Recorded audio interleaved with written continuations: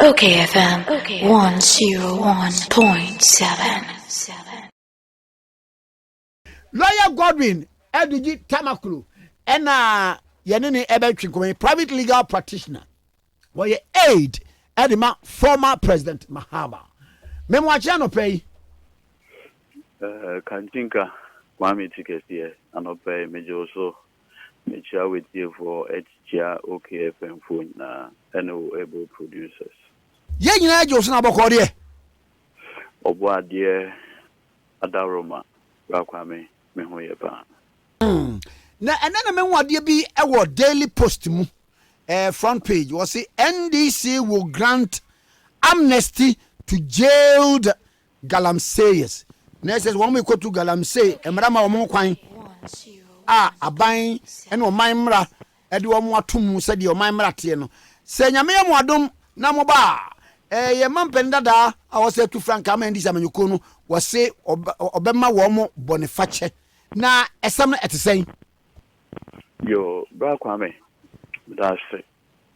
Na no correct sir say John Dramani Mahama a idea over campaign tour that was Western region na onam empoho mantem hono na enkomodie mu na abusiafo bebre de ato nenim se akoba se yenuanom young men and women of this country akoba se omone emra efa the Minerals and Mining Act ahu nseme ba ya de oma court ya convict omo prison ene kuka hono omo de chopa kesiye edi abre John Dramani Mahama say yes say onipa bi a wo wiase bi ahia or deserves a second chance na omo de chopa kesiye edi mano say nyankopon eye na dom awaye na dom na 7th January will take over the leadership of this country on consider in accordance with their constitution, Emma Omampeni the power to grant pardon to be taking it through due process, convicting no. Now on consider Omo Emmanuel. In fact, the available records shows most of the people are almost prison. They are averagely within the ages of 18, 35 years. And these are principally young people. Na Osha Brakwame Omampeni na Nakufado Eba Beye Mampeni. If I'm not mistaken, the last record almost getting to 300, 400 Ghanaian prisoners have been pardoned. Into Ghana, Yembrem, so be away from Sono. I buy any man penny, say, obey me, a pardon normal. Now, Brakwame, I didn't cry the issue of young men at a prison, even more instructive. And then they say, Brakwame, okay, say 2016 campaign. Campaign and then Mampeni Nana Kufado. Na Obo Apro. One of the things are now occur our mining communities, and then they say NDC for any nama or Mukasi or no Nana Eba Oba Begu Galamsey business. Na and ye no credit. No cry dear or ba abeshimu kena na enona ema enkrofo omuwo Galamsey communities, mining communities, wasakropon o de kompo ho typical Western region communities omo to abai nipa ema nana with a view say nana be Mampeni Galamsey promise awema omo say obeshimu kena no obediso anabeye Mampeni ena oye U10 no so no ordinary presidency at the to ano na oben make sure say Galamseyers you better stop it. And it's a matter of public record. In fact, on one case, ordinary presidency at the Tusso. If you say me by ye, Ghana force, oh, man, penny, why are you, sir, Odo presidency at the Tusso on this Galamseyers? Don't come me. And in there, the Ebakoti, and then they say, and that crowd here, Galamseyers, almost say, on my best stop him. A buy moon penny for. A bit presidential staffers. Near more video. A so. A omoji adamudie. A omode for Galamseyers, the echo suite. Typical example. Bakwame. Yaye name Charles Bistu asema baye. Video evidence. Then on man penny yeah. The only thing I can say he's still a presidential staffer. Mami, I want no. Please. You, Mister. Video evidence. Jessica. Yes, Kabay. What's that? Because the entire Mammy Busan say police for a year investigation. One by out be can't say they found nothing culpable. A bit Miyama one more institute prosecutorial. Mr. You are a very senior journalist. Don't be repeating MPP propaganda. Oh, police for us America.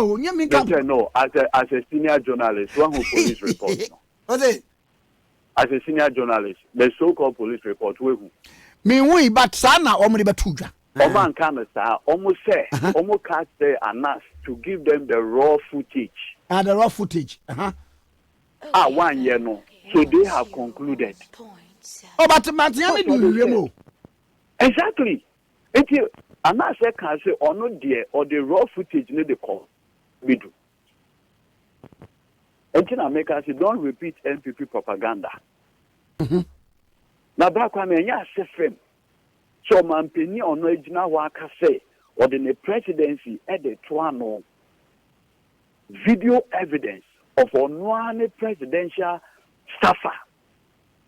Our Juma under him. Allegation of this nature, but what has it done about it? And then you, in other words, Ghana for young people should languish in prison. Wakwame, in the video footage, Yehu Andy Chamawun to me, ne special assistant. Our article more on negotiating those matters. Wakwame. Akusi saying. Wakwame. Yehu excavators are yeji yen ewo Galamseyers sites. Kwame, Akosi saying, why are you not asking these important questions? Yes, Kwame, you can say, police for you in the Rambo Star, Omochi, MPP, Central Regional Vice Chairman, Eko Ewusi. Yes, here they know court. Kwame, Akosi saying, Kwame, oh, line also. Mr. Akosi saying, me too. Yes, Mr. Akosi saying. Because Obi such as look at that. Yes, you should. okayfm. Yet, in a video about Bontin, MPP constituency, why a video in the office of Minister Frimpong Boateng. One just a video, no. And I mean, fans say no. I first send me, me. Yeah, first send me. I'm surprised there was a who here. I.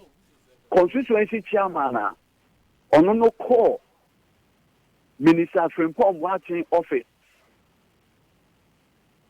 Ho crowd ye John Boyd no din na ba mu no mo ka se party hia sika wo se wante. Bra kwa me eye wan enya wan video so mi hunu do so bra we dey na so touch send me documents no me ade send me bia inti me ya ma mate but the me party nyina na say embra na Akufo-Addo waka so no ode ne presidency ede to ano no na MPP mumpenifoɔ have been empowered to engage in Galamseyers. Recently Nana Dodanko Akufo-Addo or dismissing the DC Menfi area Mohono. Yeah. Because the DC was openly telling the people said they should go and do Galamseyers. Na me bo enti o dismissing no say chese on so Black Kwame, say you are the born in will be a force, so what do you do? Sack him. Prosecute him. The sacking ends the matter. No, prosecute him. What has happened? From that time, what has happened?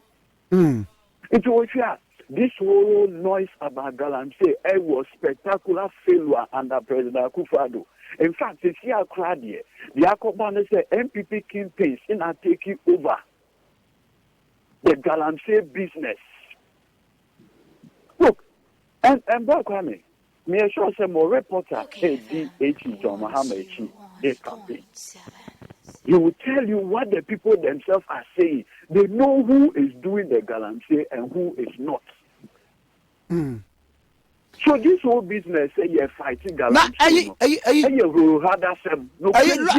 Me bo lawyer say obi bisa question bi say Galamseyers yi eni omanya tena ena mo penso mo so mo try say mo so mo beye bibi dia fa ho me bo mo try say mo beye bibi dia fa ho Nana Danko Akufo-Addo bae wono so wo try say wo beye nhye awodoa na wo say institutional canker etibi ane kon no don't find an excuse for Akufo-Addo.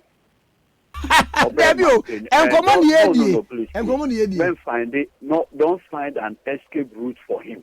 The can say or presidency at the Tuano and Yemen and Beko can yet. No great. I'm forcing the so uncle Casa no. On one can the Kujina simply so. I can't say or no dear or the presidency at the Tuano. The evidence in there enemy say one Casa wa appointees. There's video evidence. We're appointing Jessica. There's evidence of the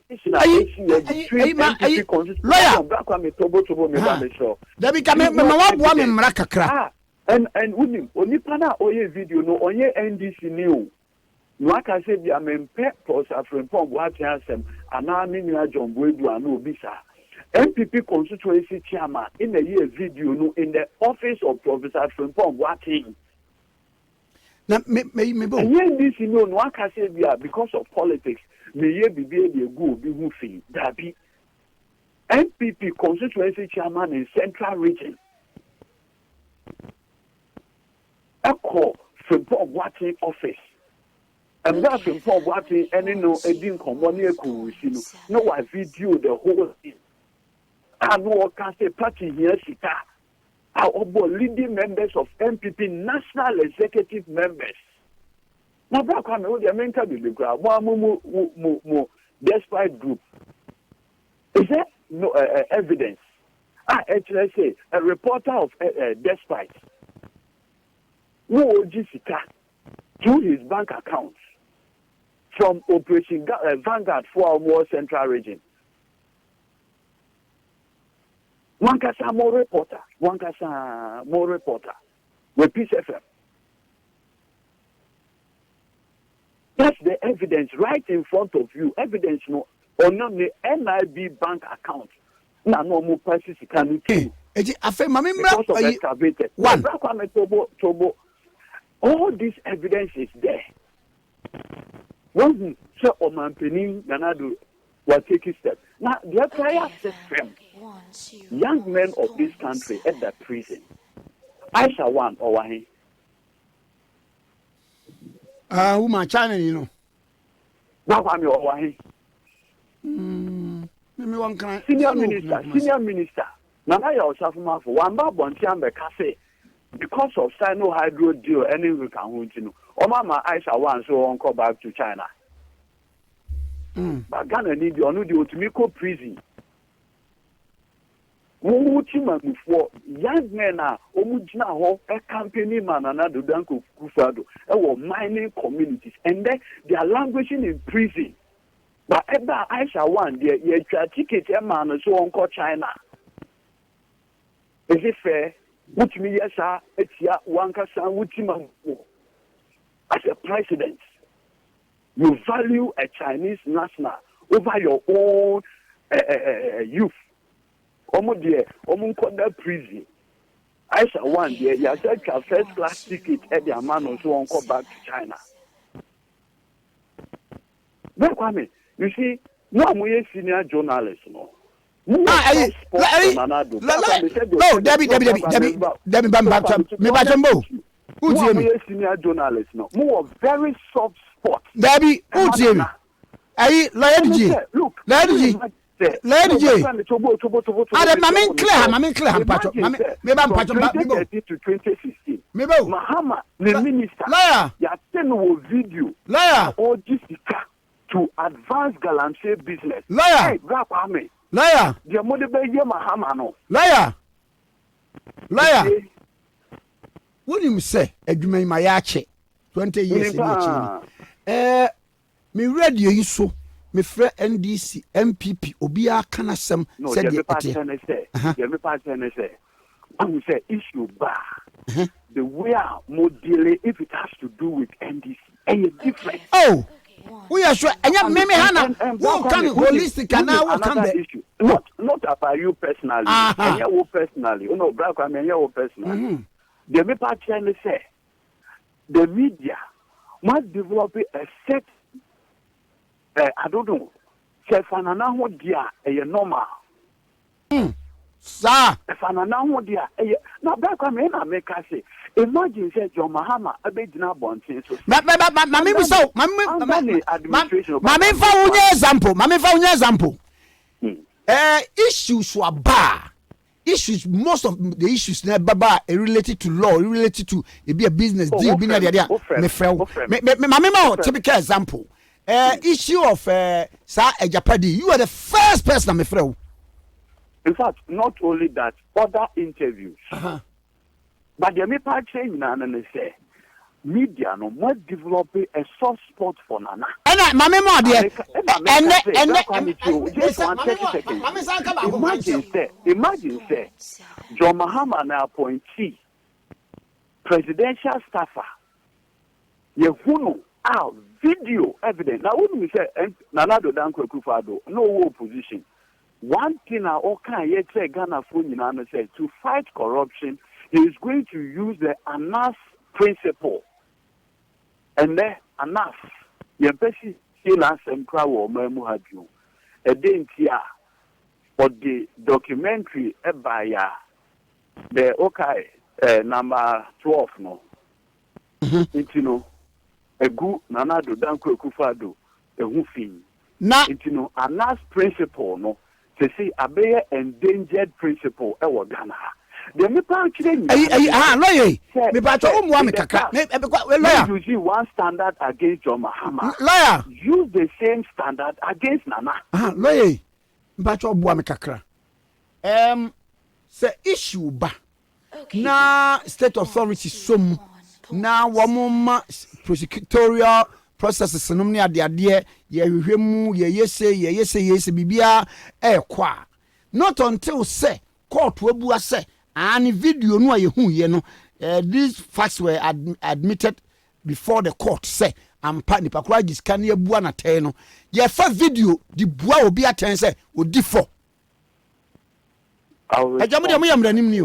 yes exactly I'll respond to that.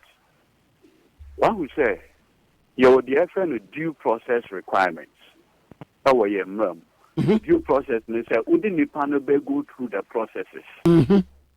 Yes, sir. Sanity. Good. In the past, 2013, 2016, even due process here, the Nipa Echo, yet your Mahama, Sabaiway, Victoria Hammer. So, Victoria Hammer. Aye. Video, Bonti, audio recording, or Casio, so now 1 million, blah, blah, blah, blah, blah. Yes, sir. What kind of media from the year no, on to see a unity. Until you see a unity. And then video evidence. Sometimes you had the court. Yeah, I'm court, but Sabreno at your discretion of the president. He can appoint and disappoint. What I'm telling you in all of this, I know, say you are a journalist. You'll be defensive. It is a normal thing. But the American say when you talk about due process, let me give you a classic example. Yet your memoir in a Babontin say National Youth Authority, NYU, National Youth Authority, or Executive Director Emmanuel Asigri, or your contract and the company be a friend of Preforce. Our advance payment of 1 million Ghana cedis. Babontin say need 2 deputies. Richard Achampon. Any rock or being Rocky Friday, no, I'm a 1 year senior in Lagos. In a near Department of Economics, into Minimini Pa. Babontin said the first payment advance to Preforce. I called Richard Achampon. He refused to sign it and kept the voucher in his drawer. I said, Babontin said the contract to Preforce was without public procurement authorization. It's been more than a year now. More than a year. When we send another down to Kufadu, we are taking a step.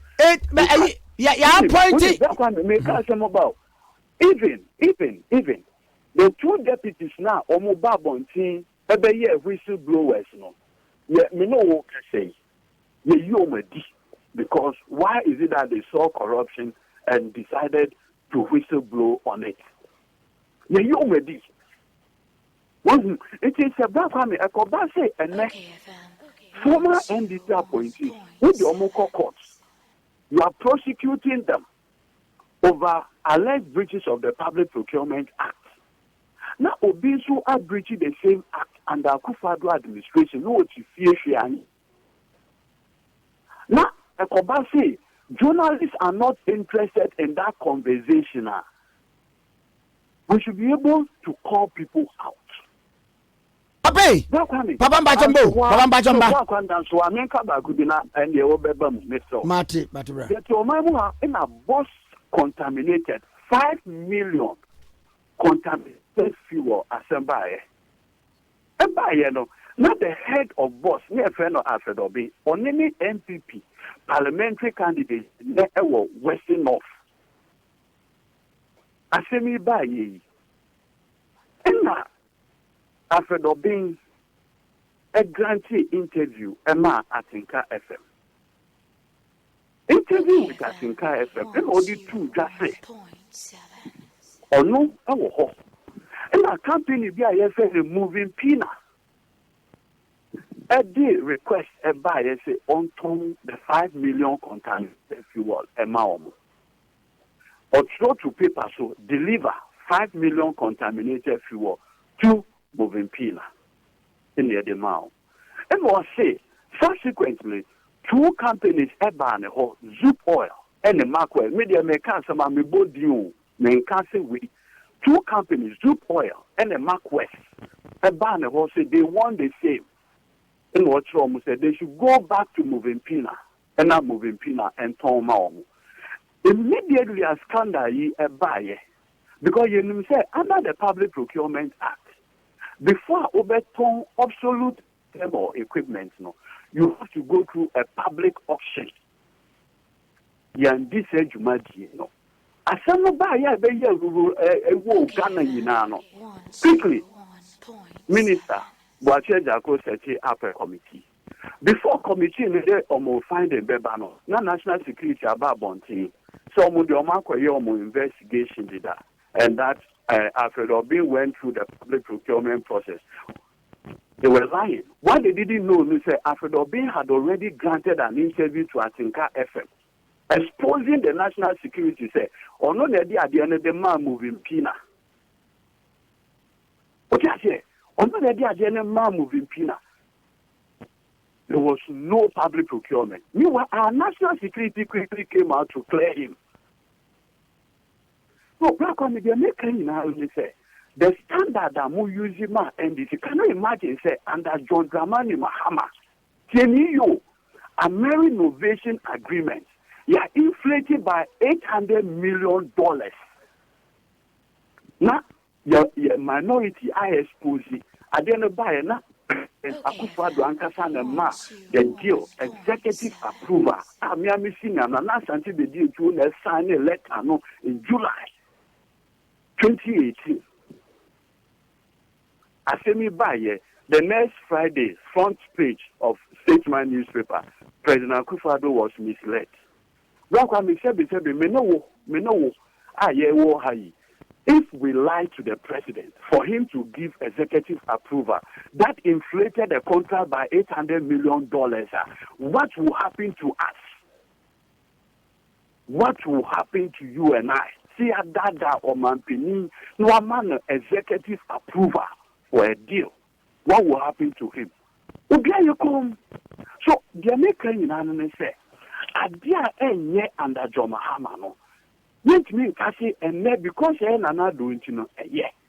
Sekobana Sadia, na mojo be yadom, na nyachum be yabum. That is what I am saying. Okay, imagine say John Mahama Ababonte, and then the senior minister Ababonte say the reason why I buy and train Aisha one as strong or memuha. I'm on so when you say they are foreigners are more prisons in Ghana. They are foreigners in our. In fact, we call it one prison. We call female prison. We be Nigerian drug traffickers, foreigners, and others in our prisons. It is a Aisha one I have born contrary to laws of this country. What do you do? Senior Minister Babonte Beka say, because of ABCD and that Aisha one cry or co-prisoner, what benefit will it be to Ghana and blah blah blah blah. He justified this abroad. Yeah, you come to say nothing has happened. So the American say, if Adene yet under Mahama, under no circumstance should we say it is good when a similar or worse thing is happening under Nana. Finally, Brakwame. Yes. PDS. Okay. Imagine say PDS. So we know say our Ghana under John Mahama. Say the promoters of PDS are using over $10 million from the account of ECG. Maybe I can't about figures now. $10 million from the account. Me know you're too prepaid as you cannot ECG for Nyamo. And no normal use here to go and pay for the demand guarantee. Contrary to all the agreements. Yet I say Ghana Fosika over 1.something billion is still with the PDS and their whatever and whatever. And then Obiaye come like nothing has happened. We might for the first time in a crucial election like this, MPP4 they are not talking about corruption.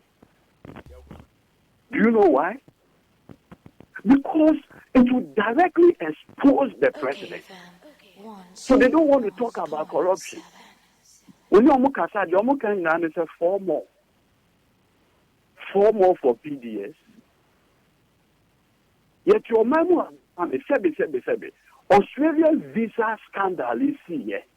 Minister, a chairman, Kasa, a coach chairman, Penis, and a deputy, Payose, Enam Hajide, was the one who supervised the thing. A chairman, many a Kasa, no about you. A chairman, and Kasa, the president. Okay. Do you know what happened? Because you did, and Crawford, quote unquote, almost journalists, and almost call Australia when there were no journalists. And do you know, sir, because of the Australian visa scandal, Tokyo Olympics are now about battle, but for COVID-19. Ghanaian sports journalists, every on my application, they prune it down because Ghana has now become suspicious. okayfm 101.7. Imagine John Mahama's appointee directly implicated in a visa racketeering of this international level. Just imagine what you people would have done to John Mahama. Okay. So the American said, let us be fair. So ideally, one. Me, I believe. But lawyer, who can holistic? Yes, sir. Who single individual? No. The empire is a more holistic way America. Not per se. Because, like I said, you give me the opportunity to respond to issues when they come. Mm-hmm. I need to be fair to you, in fairness. Yeah. May you fair, pa. It sounds I fair. believe in one thing: objectivity and fairness. And I can say, sir, where you needed us to respond to issues, you have always given us the opportunity. Yes, what the American. Kwaduo, what am Kwaduo? Nanya America. Fantastic. And the no credit one. Mate, medals are not pay you. That's info. But that's okay. 101.7 Sweeney. Lawyer Godwin, Edudzi Tamakloe, and I know I think okay 101.7 Sweeney. okayfm 101.7.